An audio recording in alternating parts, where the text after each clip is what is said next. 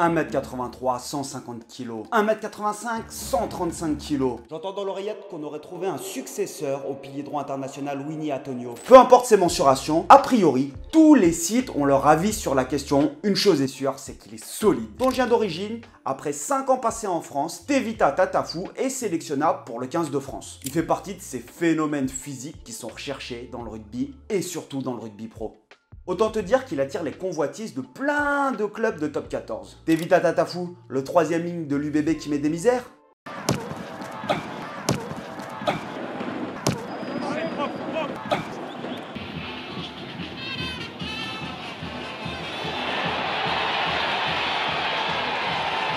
Pas du tout. En fait, c'est son cousin et son homonyme. Le Tevita Tatafu de l'UBB a 28 ans, il joue 3e ligne, tandis que le Tevita Tatafu dont je parle joue pilier droit et il est à Bayonne, il a 22 ans. Ils sont tous les deux tongiens et a priori, ils ont la volonté de jouer ensemble la saison prochaine. À l'UBB, à ce qui paraît, et ça risque de poser un problème, on va y revenir. À 22 ans, il a 59 matchs en pro pour 37 titularisations. On va parler de cette pépite, de la complexité du poste de pilier droit en équipe de France et dans le rugby en général, et de Monsieur Tatafu qu'on a envie de voir enchaîner. Le petit Tevita, toute proportion gardée, est né le 13 octobre 2002 à Nuku'alofa au Tonga. Il commence le rugby à 15 ans au sein de l'EUA High School. Il va ensuite rejoindre le Hapifu College sur l'île de Tongatapu, la plus grande île de l'archipel des Tonga. Thomas Akino Tofa, son oncle, lui conseille de le rejoindre en France. Il décide alors de prendre l'avion et pose ses valises à l'Aviron Bayonnais à l'automne 2019 alors qu'il n'a que 17 ans. Quand il arrive, il ne parle pas français et comprend à peine l'anglais. On ne se rend pas toujours compte de ce que certains sont capables de faire pour pouvoir atteindre leurs rêves. Tu quittes ton pays, ta famille, pour un pays où tu connais personne à part ton oncle, dont tu ne parles pas la langue, tu t'entraînes avec les espoirs, mais tu ne peux pas jouer parce que tu n'as pas 18 ans. Et en France, pour jouer en espoir, il faut avoir 18 ans. Lors de son arrivée en France, il joue pilier gauche. Le seul problème, c'est qu'à ce moment-là, l'Aviron Bayonnais, il y a un autre joueur qui s'appelle le petit Mathis Perchaud. Quand tu as deux phénomènes en espoir, tu as tout simplement pas envie d'en laisser un sur le banc, donc tu vas essayer de faire des ajustements pour avoir tes meilleurs joueurs sur le terrain. Il va être positionné à droite d'un côté quand tu as le physique d'un frigo américain, ça aide. Il s'installe rapidement avec l'effectif espoir et en février 2021, alors qu'il a à peine 18 ans, suite à des blessures avec les pros, il va disputer son premier match contre Brive. Il va enchaîner 3 autres matchs dans la saison, puis Bayonne est relégué en Pro D2. La saison suivante, le début de saison pour lui, il n'enquille pas du tout en pro tout simplement. Puis à partir de la 12e journée, il va enchaîner jusqu'à une rupture du ligament latéral du genou. Il va revenir tout juste pile poil pour les phases finales de Pro D2. Il est titulaire pendant ces phases finales et il remonte en top 14. Durant l'été, les dirigeants de Bayonne n'hésitent pas. Ils le signent pour 4 années supplémentaires jusqu'en 2026. Sur sa première saison, beaucoup de blessures jusqu'en 2023. Et là, son statut change à Bayonne. Il dispute les 9 premières journées de top 14, dont 7 en tant que titulaire. Et à partir de là, il va enchaîner toute la saison. Faut avoir conscience quand même d'une chose, c'est que ce joueur, ce pilier droit, qui a un poste quand même à maturité tardive, à 22 ans, la saison dernière, il a joué 25 matchs de top 14 et 3 de Champions Cup. C'est vraiment rare pour un pilier aussi jeune. On dit que la France manque de pilier droit. Visiblement, Grégory, t'en as un qui, Tatafu, qui pourrait intéresser le 15 de France. Est-ce que c'est un dossier que tu suis et est-ce que le joueur t'en parle?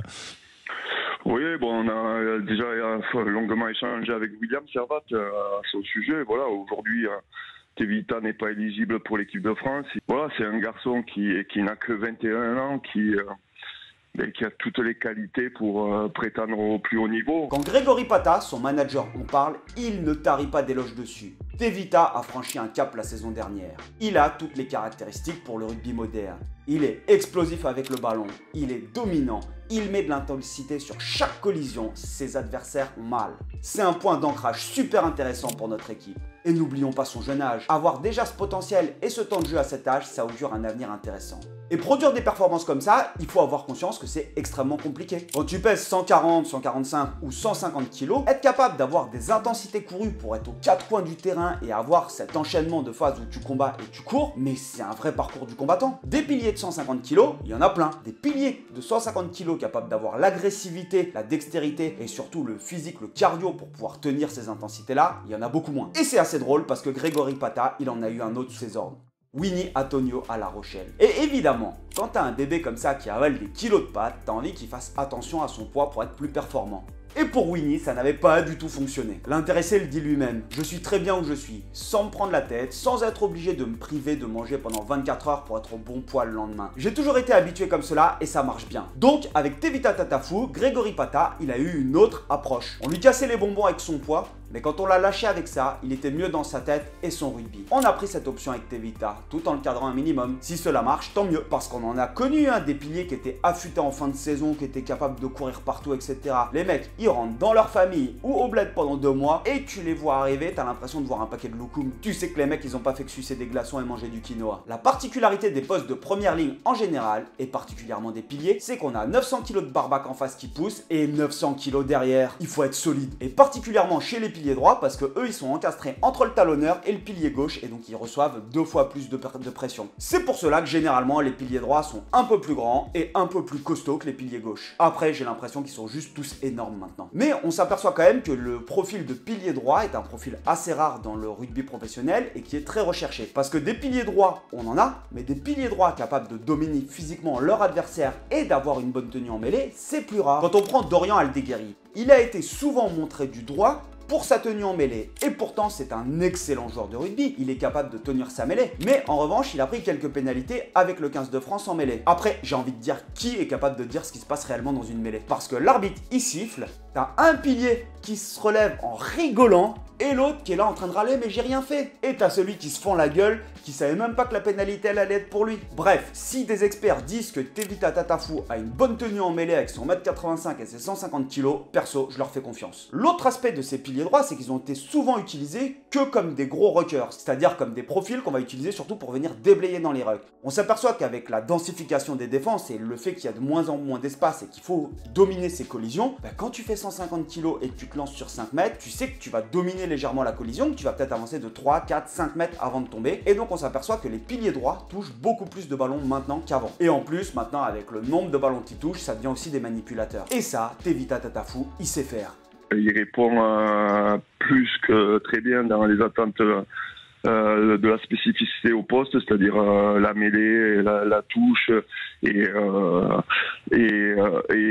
les plaquages. Voilà, aujourd'hui, il lui manque encore un peu de déplacement. Ça en fait donc un candidat qui est très sérieux pour prendre la relève de Winnie Atonio aux côtés de Georges-Henri Colombe.